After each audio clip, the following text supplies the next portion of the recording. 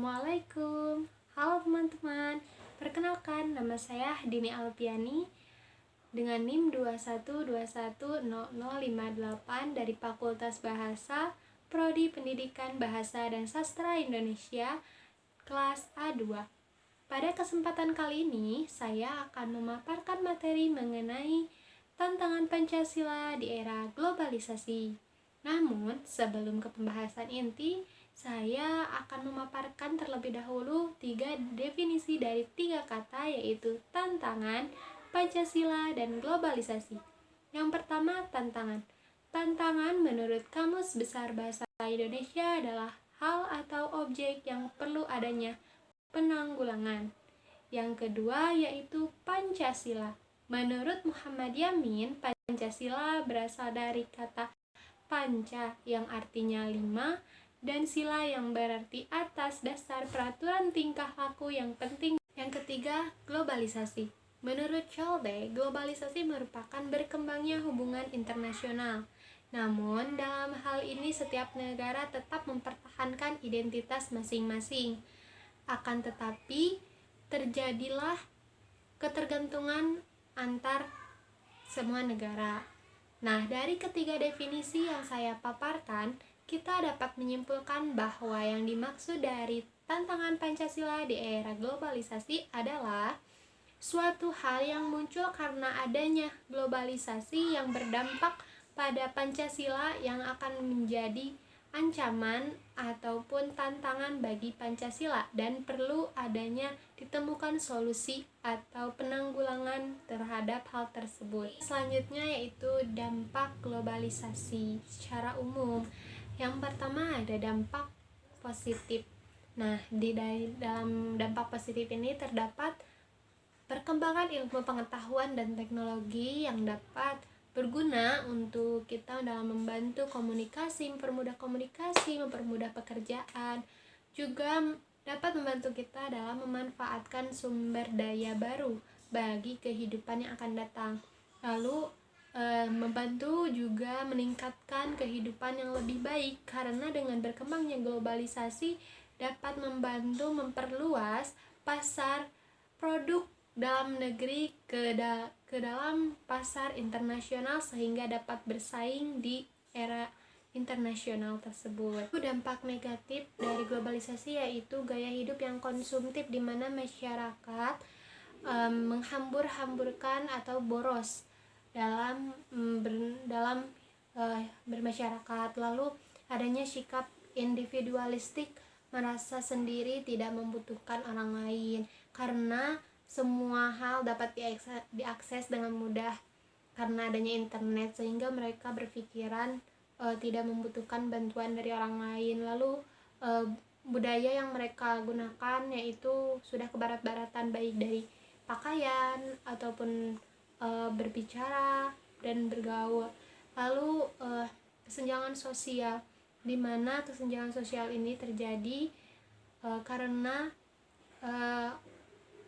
masyarakat yang konsumtif itu, yang boros itu memperlihatkan gaya hidup mereka yang mewah, sedangkan orang-orang yang maksudnya terbelakang tetap statis, tidak ada perkembangan karena mereka keterbatasan ilmu pengetahuan dan teknologi.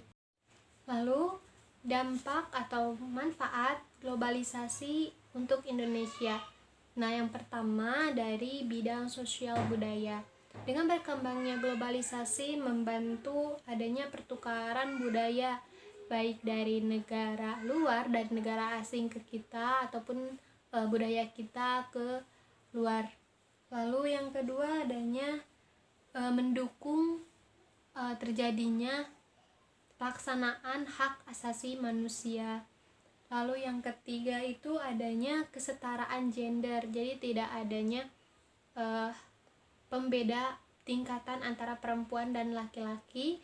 Lalu adanya dalam sektor pariwisata dapat semakin meningkat karena adanya internet, bisa lebih memperkenalkan pariwisata dalam negeri ke mancanegara. Lalu di bidang teknologi dan transportasi, dapat dengan berkembangnya globalisasi membantu Indonesia dalam melakukan distribusi, baik distribusi barang ataupun distribusi hal lain, lalu mempercepat juga waktu dalam perjalanan. Lalu karena adanya teknologi inilah maka terciptalah suatu alat transportasi untuk kita gunakan. Lalu di bidang ekonomi membantu kita untuk lebih mudah membeli barang walaupun itu dari luar negeri, dan kita juga bisa memperkenalkan barang lokal yang kita miliki ke pasar internasional dengan mudah. Lalu di bidang politik, yaitu diakuinya hak asasi manusia, lalu terbentuknya sistem politik dan adanya hubungan diplomatik antar negara yang nantinya akan membuahkan suatu kerjasama yang mungkin akan saling menguntungkan bagi negara yang bekerja sama tersebut. Lalu di bidang lingkungan hidup, karena banyaknya industri pabrik yang mencemarkan lingkungan hidup, namun dibarengi dengan perkembangan ilmu pengetahuan dan teknologi, maka melahirkan suatu alat yang ramah lingkungan. Lalu yang selanjutnya yaitu di bidang pertahanan dan keamanan. Nah, di dalam pertahanan dan keamanan, manfaat bagi Indonesia itu adanya kerjasama antar negara dalam hal militer, lalu adanya pelatihan militer bersama, lalu adanya ekspor impor senjata, lalu transfer teknologi dan ilmu pengetahuan dalam permiliteran. Ini dia pembahasan inti kita, yaitu mengenai tantangan Pancasila di era globalisasi. Ada 3 yang saya rangkum, yaitu memicu adanya ideologi alternatif, karena Pancasila ini merupakan ideologi yang dinamis sehingga bisa mengikuti perkembangan zaman, juga terbuka sehingga dapat menerima dengan mudah hal-hal baru dari luar, maka memicu adanya ideologi-ideologi baru dari luar seperti radikalisme, komunisme, dan lain-lain. Lalu yang kedua yaitu aktivisme sosial, yaitu suatu kegiatan atau masalah yang muncul di tengah-tengah sosial masyarakat seperti yang berkaitan dengan hukum syara, seperti adanya penindasan agama, ras, suku, seperti itu. Lalu yang ketiga itu demografi, di mana demografi itu merupakan ilmu kependudukan. Nah, ketika suatu negara semakin berkembang, maju, maka sumber daya manusianya pun, pendudukannya pun semakin banyak. Nah, di sini menjadi tantangan. Mengapa? Karena disinilah pemerintah perlu menyiapkan